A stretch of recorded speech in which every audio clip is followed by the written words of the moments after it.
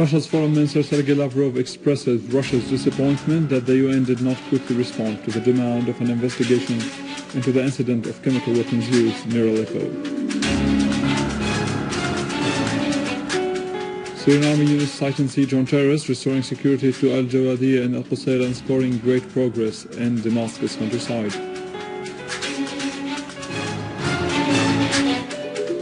British and American intelligence admit the killing of an American and a British national while participating in fighting along with terrorist groups in Syria.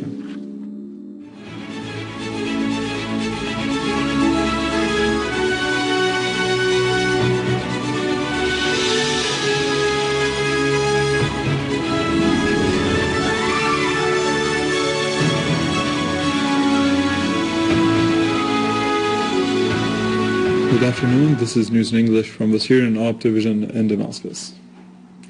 Russia's Foreign Minister Sergei Lavrov expressed Russia's disappointment that the UN did not quickly respond to the demand of an investigation into the incident of chemical weapons use in Khan al-Asal near Aleppo. Terrorism is spreading quickly in the states neighboring Syria, including Turkey, whose current government is supporting terrorist groups in Syria by all means. The Turkish authorities announced that they detained a terrorist group affiliated to al-Nusra Front who had a quantity of a toxic sarin gas. The group was planning to attack Anjarlik Air Base in the Turkish city of Adana. Sources said that the sarin gas arrived to Turkey from Libya aboard a passenger plane. Russia's Foreign Minister Sergei Lavrov expressed Russia's disappointment that the UN did not quickly respond to the demand of an investigation into the accident of chemical weapons used in Khan al-Asal area near Aleppo. Speaking at a press conference he held in Moscow, Lavrov said Russia feels great disappointment with the political games of the UN General Secretariat, that it failed to respond to this demand with a possible accuracy and speed. Lavrov pointed out that the Russian Foreign Ministry was waiting for the Turks to provide information on the results, which they came out with quickly and in full. He stressed the need for a thorough investigation into such cases. The Turkish media reported earlier that the Turkish intelligence seized 12 persons from Jabhat al-Nusra with links to al-Qaeda in Adana city in southern Turkey and confiscated 2 kilograms of toxic sarin gas, ammunition, several documents and digital information were in their possession. Meanwhile, the United Nations Security Council has added al-Qaeda-linked Jabhat al-Nusra terrorist group to the UN Sanctions Blacklist. A statement issued by the Security Council Committee monitoring sanctions said that the decision subjects Jabhat al-Nusra to the global arms embargo and asset freeze. U.S. diplomats said earlier that the Council's 15 members came unanimously in favor of listing Jabhat al-Nusra as a terrorist organization. Syria has repeatedly warned against horrible crimes committed by al-Nusra Front, but the UN Security Council ignored the Syrian letters in this concern.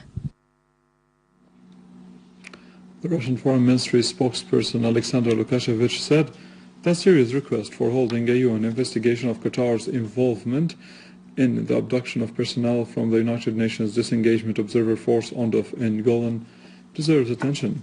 In a statement, Lukashevich said that the UNDOF is an important factor to stability, which is why the repeated incidents of attacking and abducting its personnel by members of the armed Syrian opposition drew harsh criticism from Security Council members. He noted that it is clear that those who seek to hamper the UNDOF mission are pushing the area towards a volatile situation. The United States Federal Bureau of Investigation FBI confirmed that a 33-year-old American woman called Nicole Lynn Mansfield was killed while fighting in Syria. Nicole's aunt, Monica Mansfield, said that Nicole had converted to Islam after her marriage to an Arab immigrant. Mansfield and 2 other foreigners were killed while they were fighting with armed terrorist groups in Syria. Britain also admitted the killing of one of its citizens while he was fighting along with terrorists in Syria. Earlier, an army unit ambushed a terrorist group in Idlib and killed 3 of its members, including Mansfield and the British national. Chancellor of Austria Werner Faymann called for finding a political solution for the crisis in Syria, voicing concern over the EU's decision to lift the embargo on supplying weapons to the Syrian opposition. During a cabinet session, Feynman said that more weapons don't solve the problem. Rather, this increases tension in the region, voicing regret over the positions of some EU countries regarding arming the opposition and Austria's failure to prevent the decision on this issue. Russian presidential assistant Yuri Oshkov stressed that the European Union's decision to lift the embargo on providing the opposition in Syria with weapons does not help in preparing for the international conference to solve the crisis in Syria. Oshkov expressed in a press conference in Moscow his country's welcome of the Syrian authorities' intention to participate in the international conference.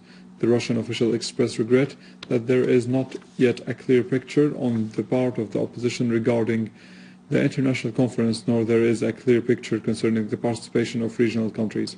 Hoping to know the details after the tripartite meeting between Russia, the US and the UN on June 5th in Geneva.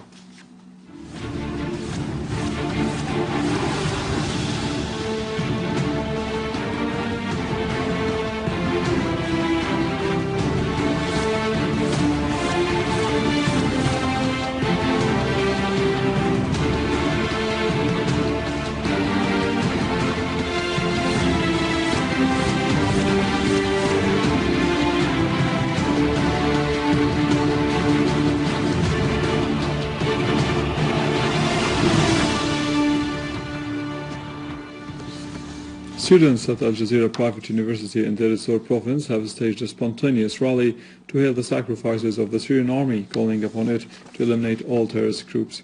The students headed for the headquarters of the province, marching from the university's building in al-Dwailaa village, with a massive participation of the locals of both the countryside and the province, raising high banners and the Syrian flags and shouting slogans that salute the Syrian army.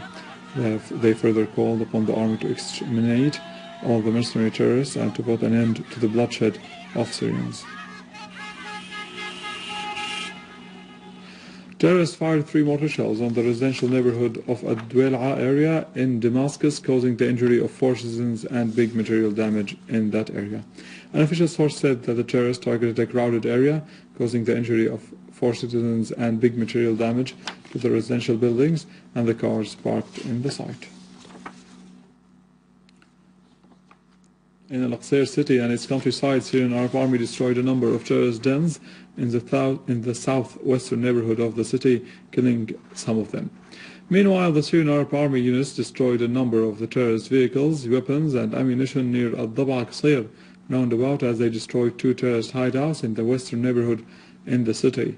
The Syrian Arab Army also controlled a number of residential blocks in the middle of al-Aqsa city, where the terrorists were taking shelter, using them to target army units. Syrian Arab Army units also eliminated an armed terrorist group in eastern al-Dwailaa village in al-Aqsa countryside, destroying all their weapons and ammunition.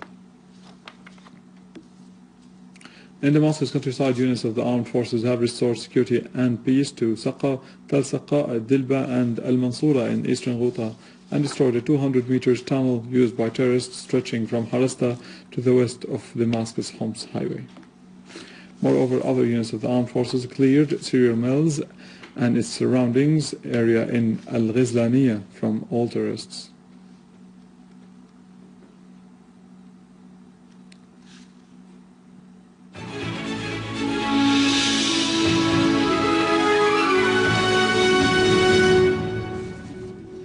For the second day running, the Turkish have taken to the streets to express rejection of the reckless policies of Erdogan's government.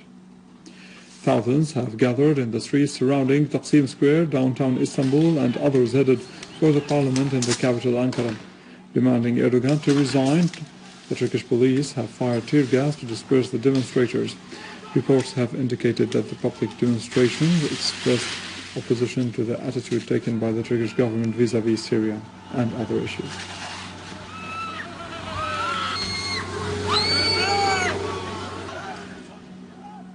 That was it. More details on our website www.syriaonline.sy. Stay with us after the break, our economic news.